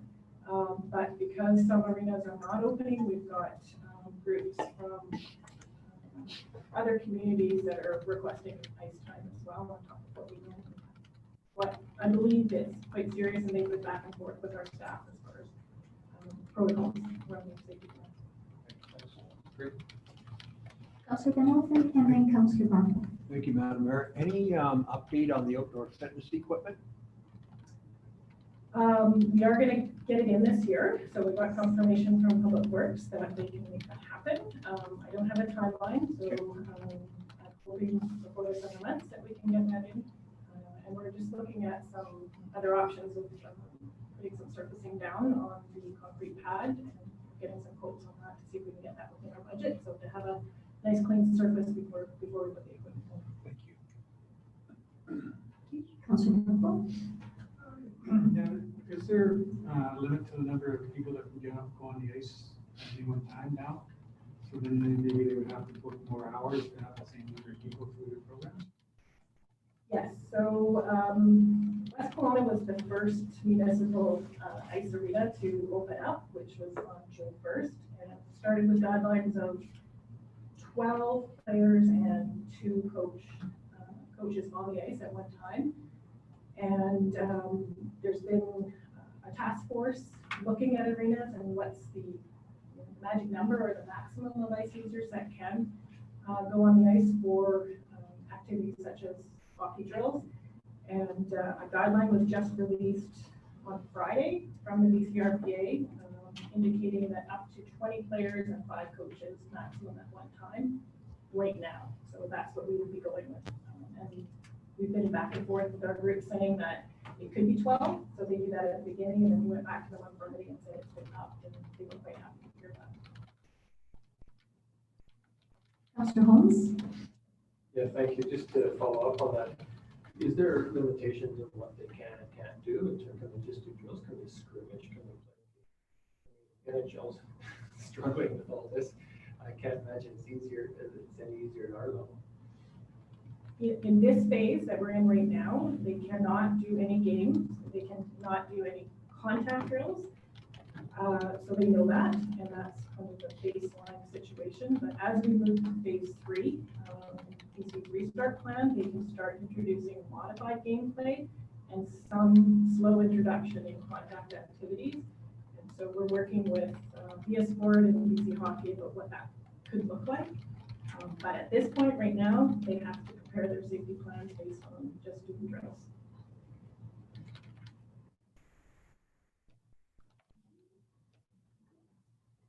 A couple of money questions.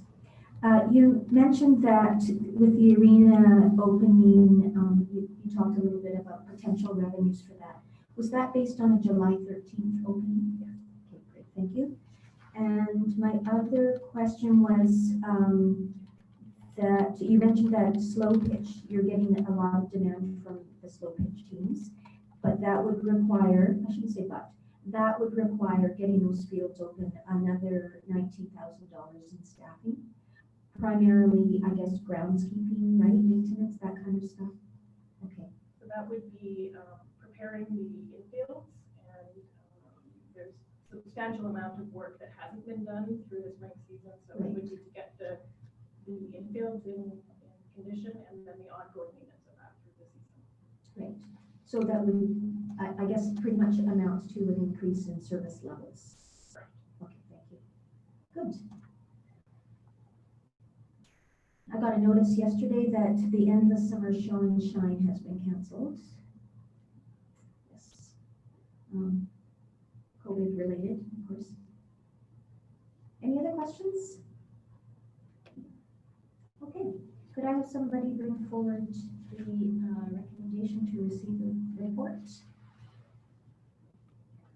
for information, and that staff proceed with implementing protocols to reopen the Summerland Arena for July 13th. Councillor Trenner, you're okay with both those? Okay. Seconded by Councillor Van Elfen. Any further discussion? All right, call the question. All in favor? Any opposed? No, so that's carried. On to item 8, the second opportunity for public or media comment.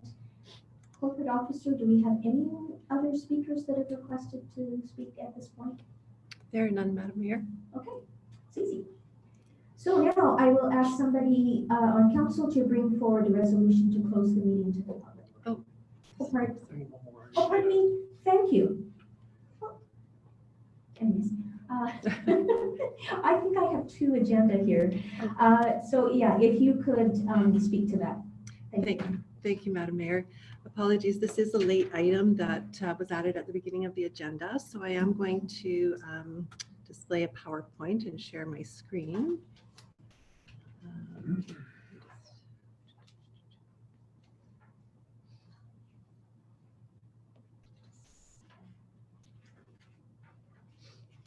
Can you see the screen, everyone? Yep. Yeah. Okay. Great.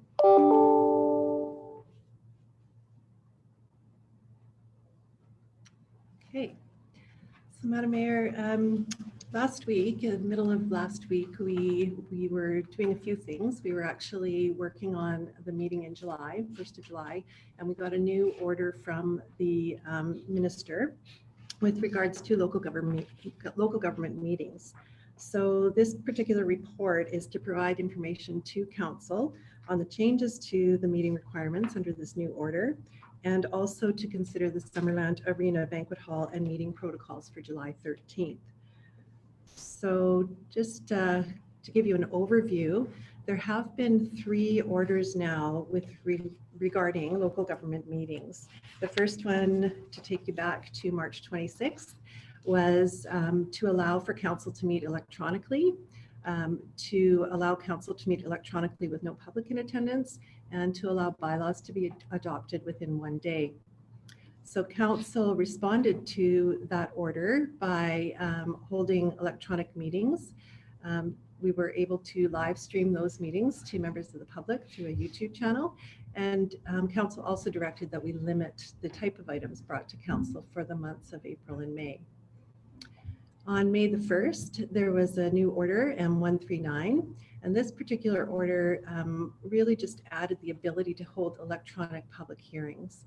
So just recently, council has passed a policy on electronic meetings for public participation, which provided the opportunity, as we've been doing today, for members of the public to call in and to actually speak to items on the agenda as council is meeting. The new order, M192, is actually pulling back some of those things that have been opened up for council. So they're limiting the types of bylaws that we can adopt in a day. Still finance, so financial bylaws can still be adopted in one day. Open meetings only. So I say open meetings only because they do not include public hearings in this order. So this doesn't affect public hearings at all. Public hearings can still be held electronically. However, for open meetings, such as our regular meeting that we're having today, they are requesting that council make best efforts to, if you're meeting in public or in person, to have public in attendance. They also are saying if you're meeting electronically, that we have a facility that we can hear, that members of the public could hear or watch. So in other words, if council decided to meet electronically, we could have something set up in council chamber. The public would be able to come and watch the proceedings. There is flexibility, however, to waive by council resolution any of those requirements.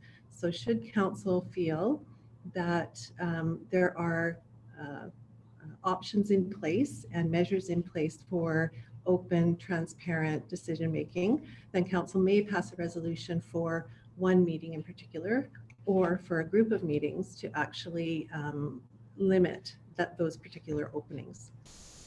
So with having this the first time bringing this to council, I've just highlighted the considerations there that council will need to think about with this new order. One of them is meeting location. Can we safely accommodate members of the public if we are meeting in person in council chamber, or do we require a larger venue? Meeting technology. As you may be aware, it's been quite a challenge to do both the in-person and the electronic, and that's all to do with the number of audio inputs. So I think this meeting kind of demonstrated some of those challenges. You do find too, if people are presenting through Zoom as the first presenter, if their internet connection isn't good, they could be freezing up and that kind of thing. So the technology that we have currently at the district is limited. And so that's just something to consider when we're looking at moving forward. And there are options, of course. And also meeting types. So do we want to continue public hearings through an electronic format? Do we have afternoon council meetings in one format and evening council meetings in another format? So there's lots of things to consider, and certainly there's no recommendation in front of council today to make any of those decisions. And part of the reason being that the first meeting that we're having after today will be July 13th. And at the July 13th meeting, council's directed that we hold it in person with public in attendance. And we also are working on a way to have electronic participation as well. So for July 13th, for this committee of the whole meeting, to ensure it's safely accommodating everyone, including council members, staff, and members of the public, these are some of the protocols that we're putting in place.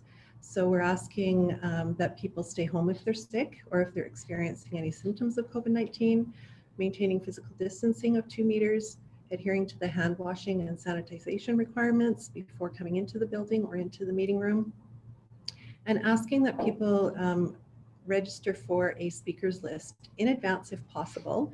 There's 2 reasons that we are going to be registering people, name, civic address, and contact information. One would be if they would like to speak, of course. We will build that speakers list by order of receipt of the registration. So we will do that ahead of time by contacting the corporate officer at summerland.ca, but also as people arrive, should they not have been registered previously, we can add them to the speakers list. That helps staff to, first of all, know if there's certain numbers of people coming.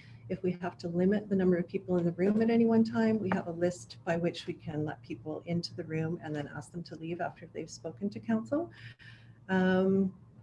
And we also need registration for the purposes of contact tracing, if required by the health authorities. So this is something that will be disclosed to everybody who registers. That's the only purpose for gathering that information. And then of course for the speakers list. So we will have staff that will greet and register participants at the meeting and monitor the attendance as well. And as well as the setup for the meeting itself, we are engaging an audiovisual production fellow to come in and actually run that meeting for us so that we have the multiple audio inputs, and the meeting will be live streamed just as we're doing now. Members of the public can participate by speaking to council. Right now, we're also figuring out the way that they can call in, so that's an option as well. So Madam Mayor and Council, I did make one slight change to the draft resolution that you may have seen on the report I sent earlier, and that's just to clarify the second recommendation of this, this second recommendation.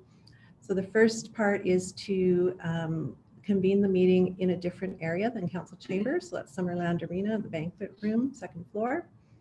And that members of the public wishing to attend the meeting provide us and register their name, civic address, and contact information as part of the speakers list.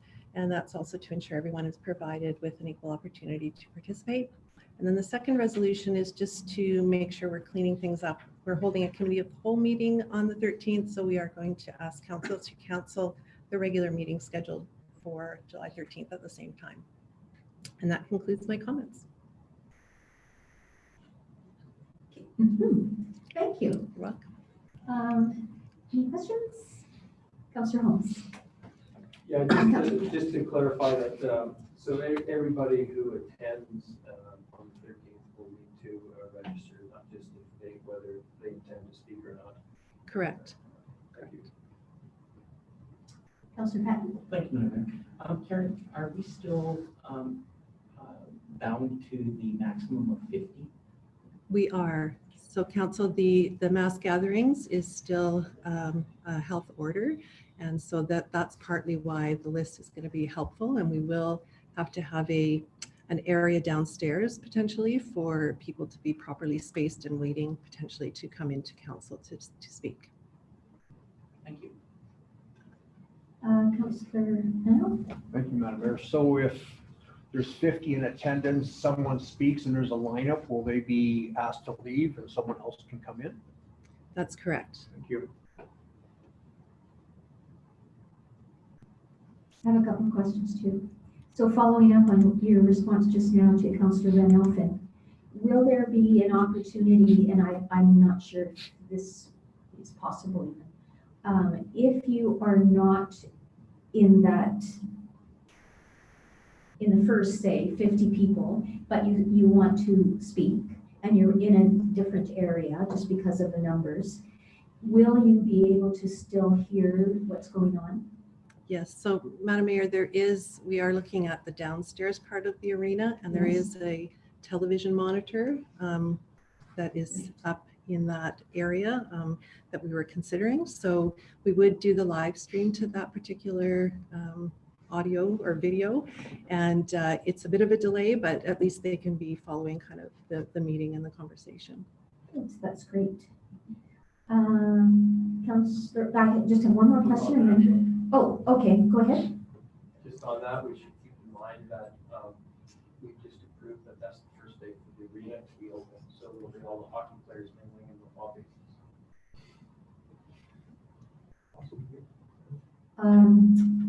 I just wanted to ask if, because this is so different from what we've done, and this is a pretty important committee of the whole, will there be extra advertising along those lines?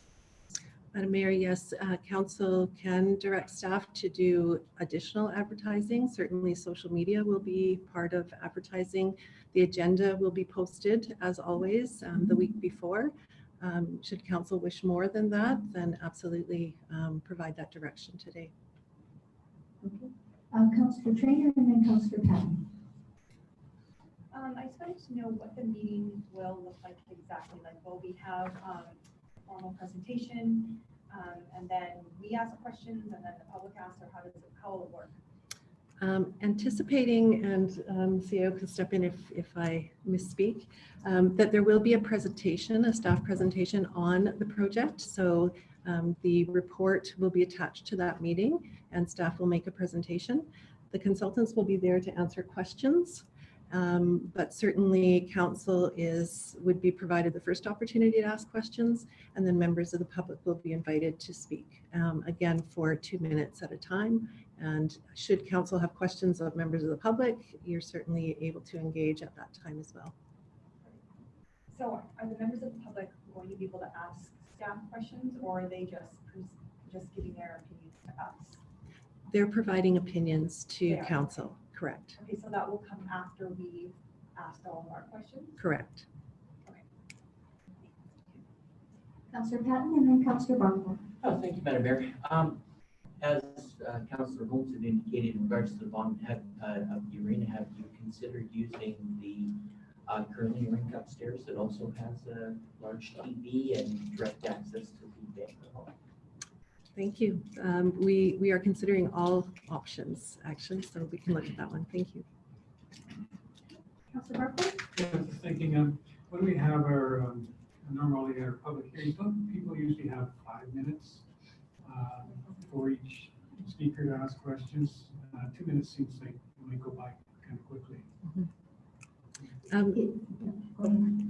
Yeah, the public hearing has a different council procedures. The normal time for people to speak is 2 minutes. However, again, council can have that discussion and provide direction otherwise.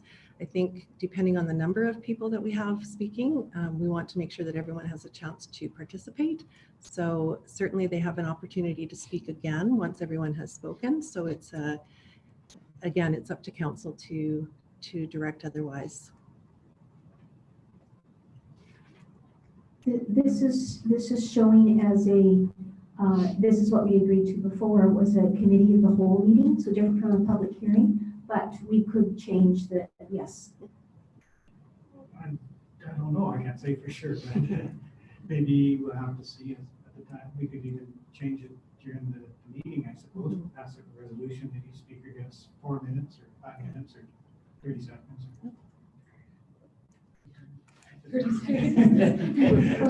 Well, okay. But I'm just thinking that, I don't know, we'll see how it goes. And just for clarification, that 2 minutes doesn't include conversation with council potentially. So they can speak for 2 minutes and then council may have questions or clarifications. So that's not included in that time.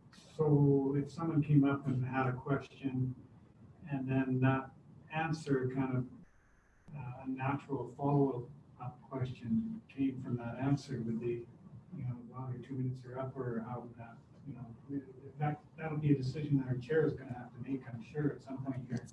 Maybe we should make sure we've got an answer before we get in that situation. Thank you, I appreciate that, Councillor Barkwell. Yes, I will take guidance from our corporate officer.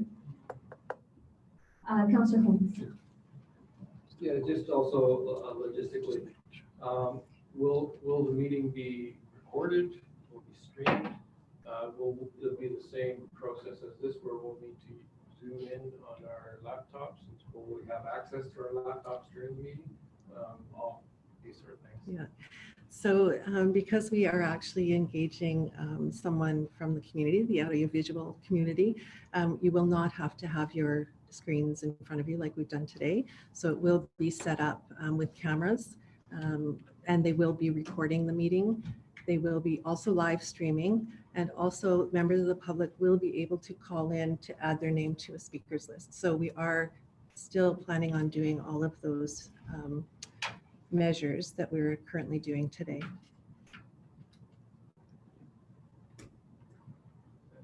Yeah, go ahead, Councillor Holmes. Okay, and just so moving on from this particular meeting, but looking at the big picture, what you were talking about earlier, and the considerations, I guess a lot of it comes down to money and how much, if we decide to have our meetings in a larger venue like the banquet room to accommodate the public, I think a lot of that will come down to cost, and so I think we need to just have an idea of those numbers.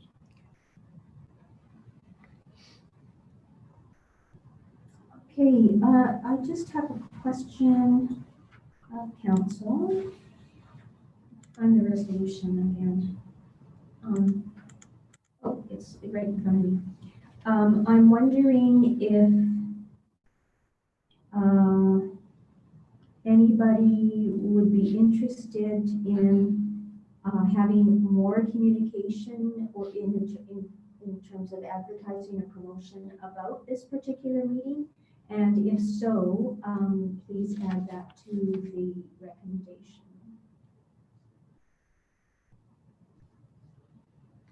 Councillor Kyle. Thank you, Madam Mayor.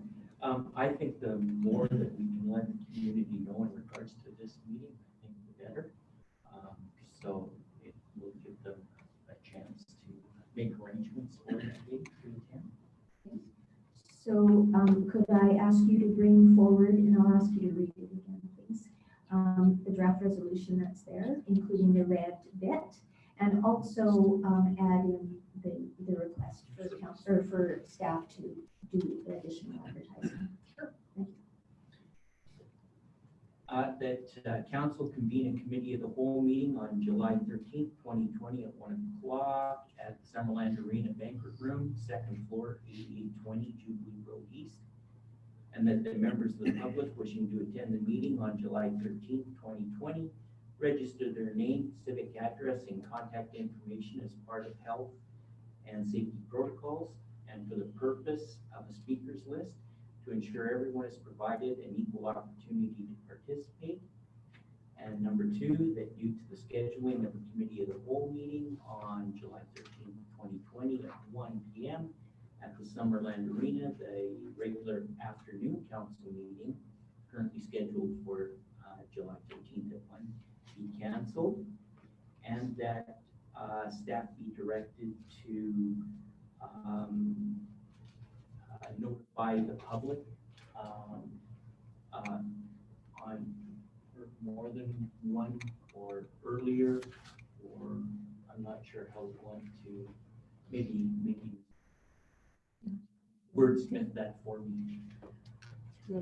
Yeah, through the chair, Madam Mayor. So there's some opportunities to look at additional advertising through the newspaper, social media, email lists that we have, and news releases as well. So over and above the typical newspaper ad for a public hearing that we would do, we've got the addition of Facebook page, Twitter account, and newspaper, making sure that we've got a couple of ads in the paper in advance of the meeting. Luckily, in advance of the 13th, we do have a 3-week gap in between, so it gives us a bit more time to get the message out if people are not already aware of the Committee of the Whole meeting on the 13th.